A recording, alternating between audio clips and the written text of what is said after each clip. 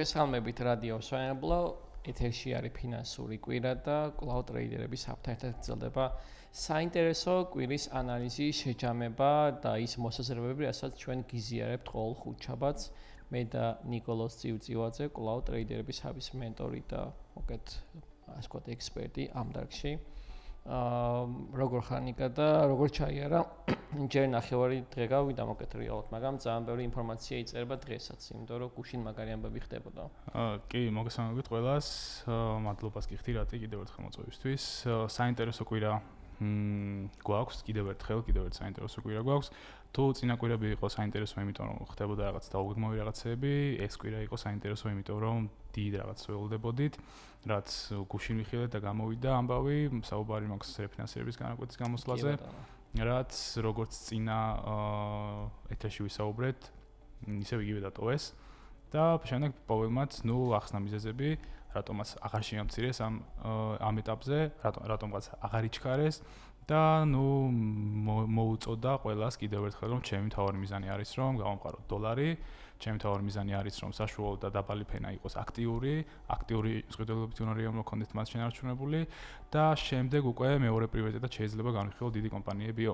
ამაზე ისაუბრა ფედერალური რეზერვების პრეზიდენტმა ჯერომ პოველმა გუშინ და ხო, აუცილებლად უნდა ვახსენოთ, რომ ჩვენი მე მგონი 7 თვის წინანდელი პროგნოზი ოქროსთან დაკავშირებით გამართლდა, უფრო მეტიც კი გადააჭარბა 5,000 გადააჭარბა და მე მგონი ძალიან მალე 6,000-საც ვიხილავთ ისეთი ტემპით აქცევს. თან ბარემ რომ შევახსენოთ, რომ დატოვა, ანუ ამერიკაში რეფინანსირების განაკვეთი არ შეიცვალა.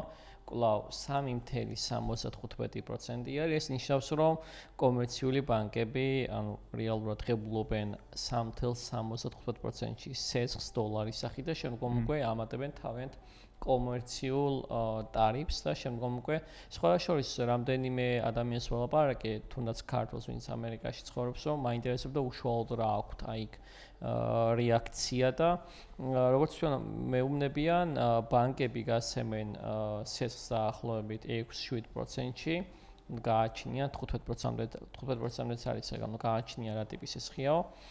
მაგრამ ისეთი ნამატი არ აქვთ, როგორც თუნდაც საქართველოში გასაგებია, რომ ჩვენთან არის 8%, მაგრამ ალბათ ჩემზე კარგად იციან, თუნდაც რადიო მსმენელებმა რა პროცენტში გვთავაზობენ ბანკები სხვადასხვა ტიპის სერვისების შემთხვევაში სესხის პროცენტს, ანუ იქ თუ ამატებენ მოგეთ თქვა 100%-ს და შეიძლება ამატებენ 150%-ს, აქ საქართველოს ცოტა განსხვავებული უცებ მიდგომა გვაქვს და ეგ ცოტა მაკვირებს ხოლმე, რომ ამერიკაში ცოტა სხვანაირი მიდგომა აქვს თუნდაც საბანკო სექტორს. კი, ზუსტად ეგ არის, მე მგონი ჩვენი ერთ-ერთი პრობლემა, რადგანაც ფინანსური განათლება იქნება, ცნობიერება იქნება. ასე თუ ისე დაბალია საქართველოში. ეს აძლევთ ბანკებს იმ საშუალებას, რომ პროცენტები რაც შეიძლება მაღალ განაკვეთებში გაცეხა. როგორი ამბავი, როდესაც 8%-ში შეუძლიათ რომ აიღონ ეროვნული ბანკიდან სესხი და შემდეგ გაცენ მაგალითად 24%-ში გაცენ. ხო, სულ რაღაც 24%-ში, ესეც მე მგონი კარგ შემთხვევაში და საშუალოდ რა ვიღოთ ალბათ 30%, 28%, დაახლოებით მე მგონი რამდენი გამოდის უკვე 4 მაგი მოგება თითქმის გამოდის ხო პროცენტზე. ხო, რადგან ეწრან ახსენე ფინანსური განათლების ამბავი, ბარემ ჩვენს რადიო მსმენელებს არ გითქვამს, რომ რეალურად თებერვალში გვაქვს ძალიან საინტერესო გასვლითი აქტივობა, ტრენინგი 15 ასაკიდან ზემოთ, მოგეთ, ანუ გვჭირდება რომ ბავშვობიდან იცოდნენ ფინანსური განათლება, ოღონდ იმ ენაზე რაც გასაგები არის, იმიტომ რომ ამის ერთი კარგი პრაქტიკა აქვს სკოლებში.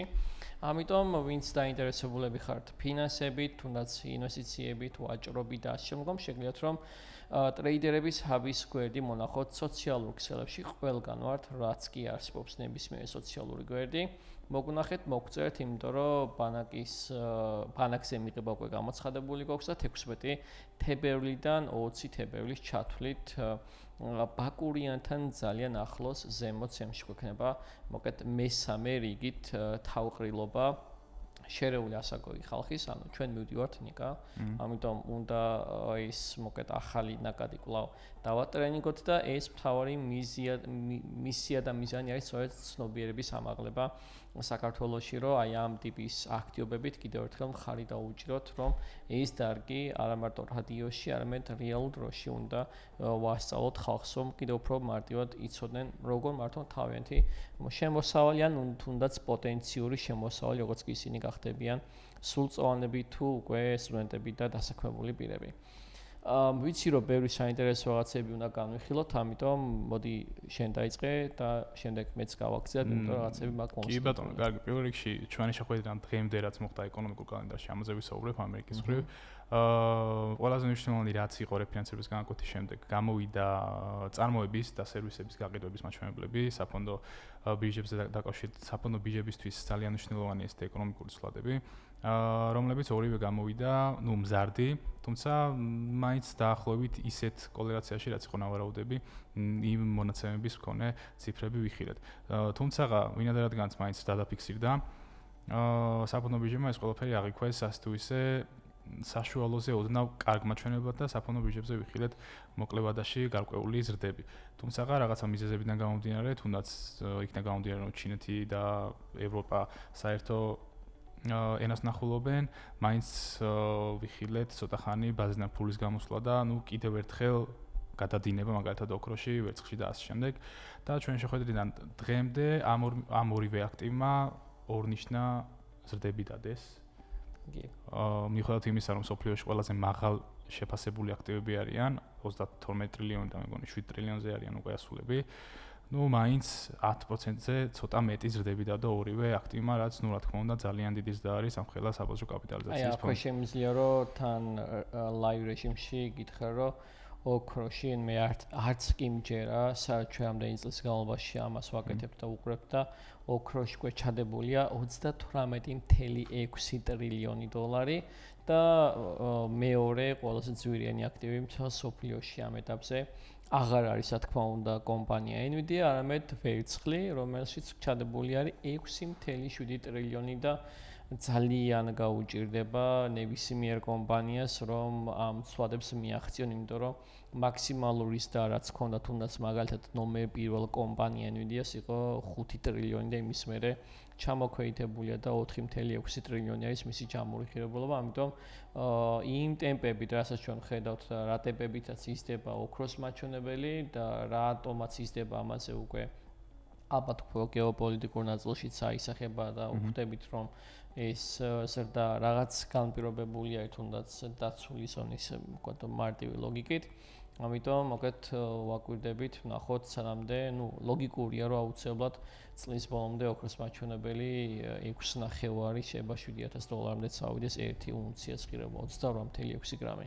ამიტომ ვისაც გაქვთ შენახული ოქრო, ან ინახავდით, გილოცავთ, იმიტომ რომ თქვენი ოქრო ძალიან ფასეული გახდა და მათ შორის ვერცხლიც.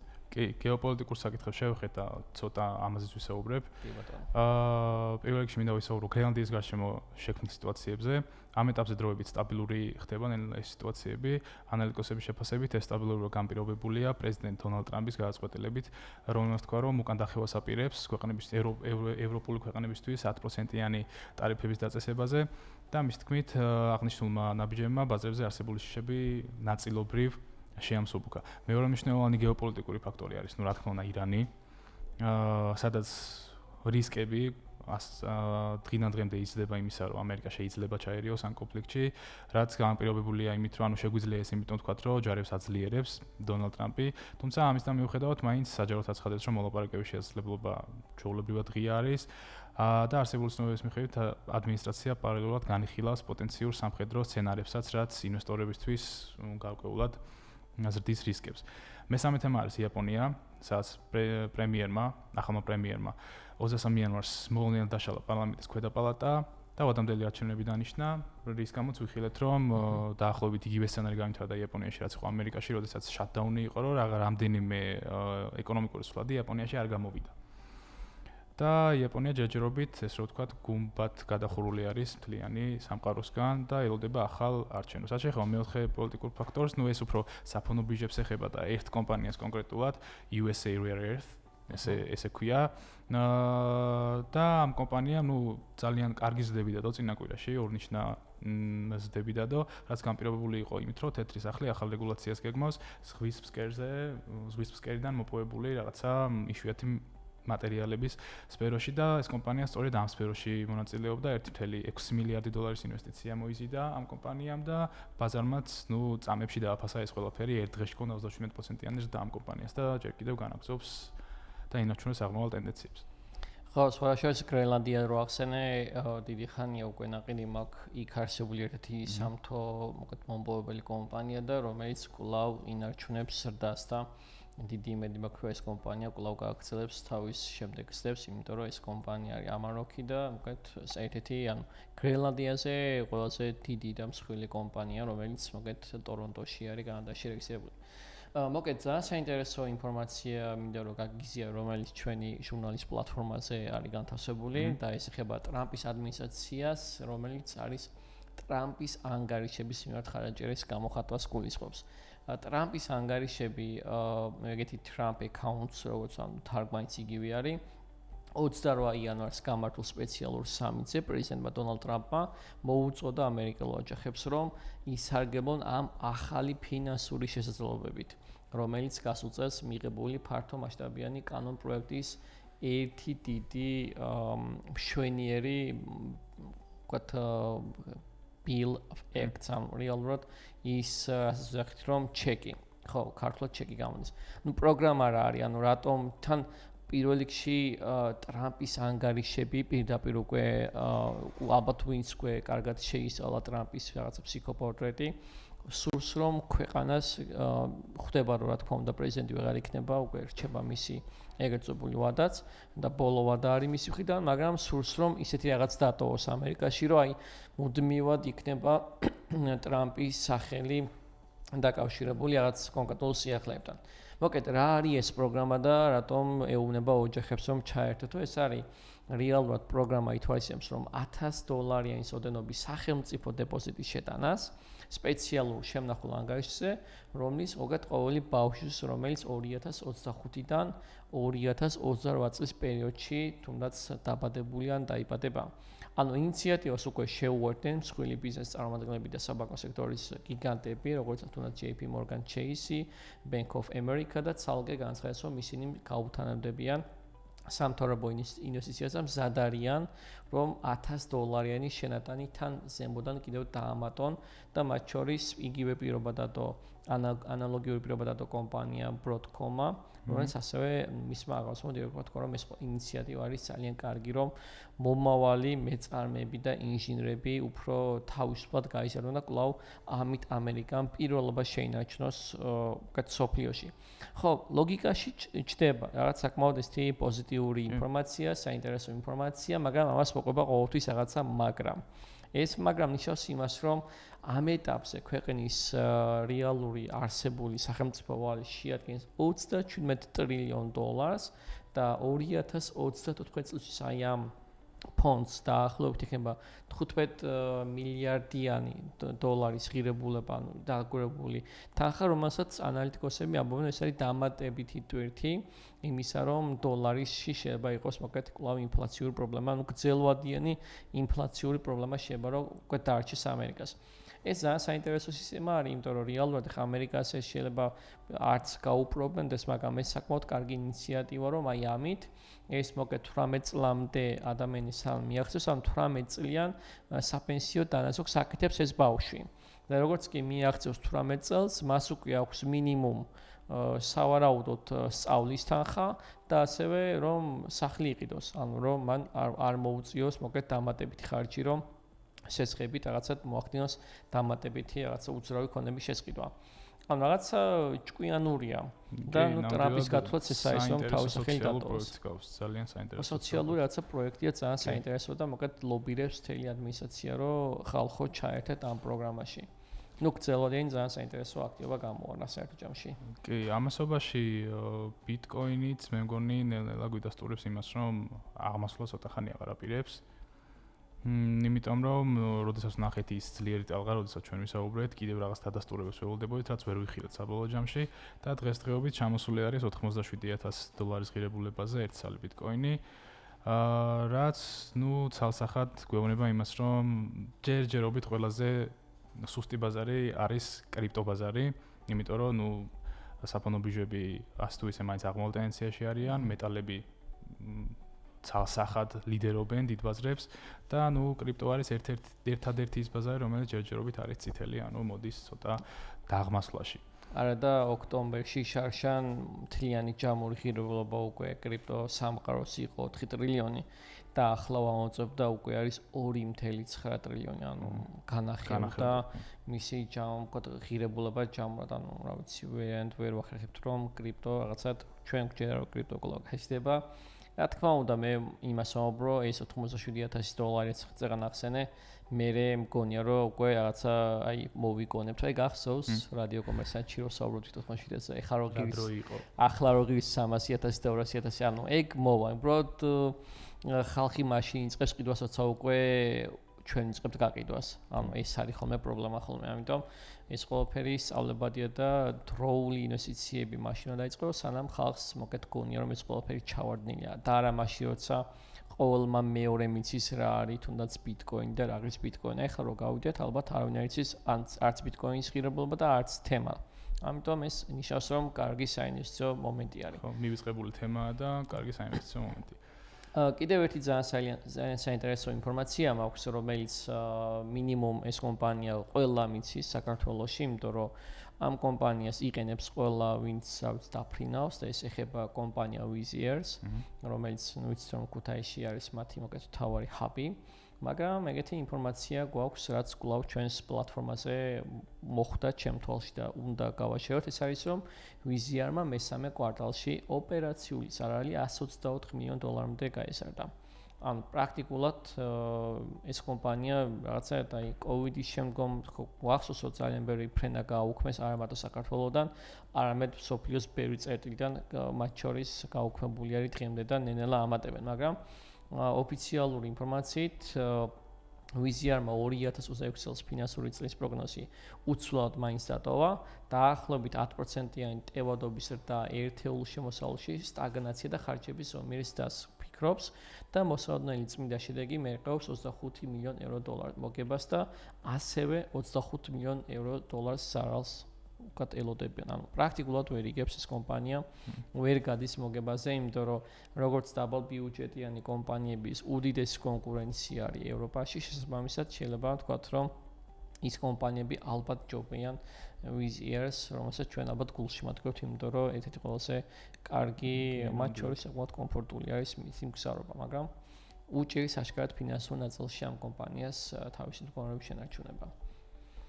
ხო, და კიდევ ერთი ძალიან საინტერესო ინფორმაცია მაქვს, იმიტომ რომ მე არ ვიცი ოდის ვისაუბრე, მაგრამ თქვით რომ Lukoil-ი მათ შორის მოყვა სანქცირებულ სიათა მოკეთ ნაწილში და ყაზახეთი როგორც მთავრობა ცდილობს რომ ამერიკას რაღაცა თანხმობა მიიღოს რომ Lukoil-ის ყაზახური აქტივები შეიძინოს და აი ამ სანქცირებული ნაწილიდან თავიანთი აქტივები გამოიტანონ.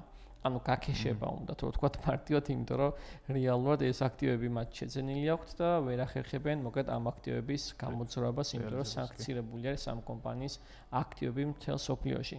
ამიტომ მოკეთ საკმაოდ დიდი ნაწილი აქვს კომპანიას, მაგალითად კერძოდ რუსული კომპანია ფლობს 13.5 ყარა-ჩაგანაკის ნავთობის საბადოში, საბადოების ფლობელი არის მათ შორის ყაზახეთში და იდეაში ამ საბადოების ჩავარდნა, მათ შორის კასპიის მისადენის კონსორციუმში, ნიშნავს იმას, რომ ეს ყაზახეთის მთავრობის პირდაპირ დარტყმა, ის რომ მათ შემოსავლის მოკეთ მიღება არ შეუვლიათ და რადგან ეს ყველაფერი არის Lukoil-ის საკუთრებაში მოკეთ იჯარით ალბათ გაცემული, რის გამოც არანაირი მოგება არ აქვს ყაზახეთის მთავრობას.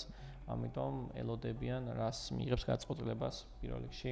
კი, საინტერესო სულად ჟღერს როგორც ამერიკისთვის, ასევე ყაზახეთისთვისაც, იმიტომ რომ ხო, ამ მომენტში დაინტერესებული ამერიკანავთობით, როგორც ყოველთვის, თუმცა ამ მომენტში გაორმაგებული მადა აქვს. და ყაზახეთსაც სწორედ ასეთი ხელი სჭირდება, ესე რომ ვთქვათ, რომ სანქციებისგან თავი დაიძრინოს და მე მგონი ეს კომპანია სავარაუდოდ ემზადება ბაზრის დასატოვებლადაც და უბრალოდ რაღაც რესურსების ამოღებითელობას ჰგავს ამ ეტაპზე, თუმცა დავავალოთ რა მოხდება. რაც შეეხება მომავალ კვირას, საინტერესო კვირა გვაქვს წინ, იმიტომ რომ გამოდის ისეთი ეკონომიკური ცვლადები, რომლის დახმარებითაც პირდაპირ შეგვიძლია შევაფასოთ დასაქმების ბაზარი. გამოდის ხელფასების ცვლადი, საათობრივი ანაზღაურების ცვლადი, გამოდის უმუშევრობის ცვლადი და გამოდის ასევე არაფერმერულ სექტორებში დასაქმებული ადამიანების რაოდენობრივი ცვლადი და ამასთან ერთად ასევე გამოდის ახალი სამსახურების ნამატის ცვლადი, რომელიც ესეთი მოცემულობა გვაქვს, რომ შემდეგ კვირაში მთლიანად შეგვიძლია შევაფასოთ ერთი კვირის ჭრილში რა ხდება ზოგადად დასაქმების ბაზარზე და ამით შემდეგ დაიგეგმოს სხვადასხვა საინვესტიციო გადაწყვეტილებები, რასაც რა თქმა უნდა, ცოდნა ჭირდება და ჩვენს მსმენელებსაც ნაწილ თუ არა ნაბიჯ მაინც დავეხმარებით ხოლმე რაღაცეებში. ესეთი საინტერესო კვირა გველოდება მომავალ კვირაში. კი ბატონო, მოკეთ ეს კვირა დატვირთული იქნება, მე მგონი მე როგორც გადავამოწმე, რეფინანსირების განაკვეთის ცვლილება თებერვალში საერთოდ არ გვაქვს, ანუ არ აპირებენ, ანუ არ გვაქვს ჩასმული ჯერჯერობით კალენდარში, მაგრამ მარტში რა თქმა უნდა ველოდებით რეფინანსირების განაკვეთის ცვლილებას, იმიტომ რომ ბევრი რამე წყდება აი ამ 1% მათ შორის კრიპტო სამყაროს მდგომარეობა, სასაქონლო ბაზარი, თუნდაც აქტივების ბაზარი და ასე შემდგომ. ხო, კიდევ ერთი და ალბათ ამ ინფორმაციით შეგვიძლია რომ მოვრჩეთ და დავასრულოთ, იმიტომ რომ ძალიან საინტერესო ინფორმაციები გავაზიარეთ და ერთ-ერთი საინტერესო ილონ მასკი რო არ ვახსენოთ, ძალიან უხერხული იქნება ილონ მასკთან, იმიტომ რომ ალბათ გვისმენს, ოღონდ უთარგმნიან როგორც მე აქ ინფორმაცია და მოკლედ SpaceX-ის კომპანიას დებიუტს ველოდებით IPO-ზე და ვარაუდობენ რომ 2026 წელს რეალურად ეს კომპანია იქნება ისტორიაში ყველაზე დიდი IPO კომპანია. IPO ნიშნავს რომ ეს კომპანია იწყებს ძალიან მალე საფონდო ბირჟაზე, ნიუ-იორკის საფონდო ბირჟაზე, NASDAQ-ზე ვაჭრობას და მოსალოდნელი არის აი რა თანხით არის დაახლოებით შეფასებული, რას ფიქრობ? ეს კომპანია თუ ყველას აი IPO-ზე გამოსვლაზე რო ისტორიულად რო გადავხედოთ, ალბათ ესე 25 მილიარდი $800 მილიარდია საუბარი. ანუ ჩათვალე რომ აი ხო არისო კომპანიები, როცა ჩვენ უყურებთ, რომ აი მაგალითად რავი, Nvidia ღირს 4.6 ტრილიონი. ამ თითქმის 1 ტრილიონი იქნება მისი ჯამორიგირებულობა. ვნახოთ რამდენად იქნება ეს რეალურად, იმიტომ რომ ეს მოსაზრება არც არის რეალურად არც საინვესტიციო რჩევა, მაგრამ რა თქმა უნდა, როგორც კი გამოჩნდება უკვე ოფიციალურად IPO-ზე, რომ უკვე უნდა გამოვიდეს, რა თქმა უნდა, შევეცდებით რომ ხუთშაბათს მოვიდეთ და ეს ინფორმაცია ცოტა დროზე ადრე მაინც გაუზიაროთ ჩვენს მსმენელებს, რომ იქნებ ვიღაცას მოუნდეს და წინასწარ ამ კომპანიის აქციები ყიდოს და თქვენ კიდევ ერთხელ შეგახსენებთ, რომ თებერვალში გველოდება ძალიან საინტერესო აქტივობა, გასვლითი აქტივობა ბანაკის სახით, ამიტომ დაინტერესებულები შემოგვიერთით, რომ აი ამ ტიპის ინფორმაციები უფრო აქტიურად დაამუშავოთ და ეს ყველაფერი უფრო რეალურ დროში გასწავლოთ პლატფორმებთან ერთად მუშაობის. პრინციპში ეს იყო ჩვენი მოკეთ საინფორმაციო რაღაცა ბადე, რაც შეგვიძლია რომ გაგვიზიარებინათ თან გვემსჯელა. ამიტომ ხო, ეს ინფორმაციებით დავამშვიდობოთ ჩვენს რადიო მსმენელებს და შემდგომ უკვე სოციალურ ქსელში ვინც გვიყურებს, მოგვიანებით. მადლობა კიდევ ერთხელ ნიკა ამ საინტერესო ინფორმაციებისთვის, ამ მოკეთ ანალიზისთვის და თქვენ კი გემშვიდობებით შემდეგ ხუთშაბათამდე ჩვენო რადიო მსმენებლად დროებით. მადლობა შეხვედრამდე.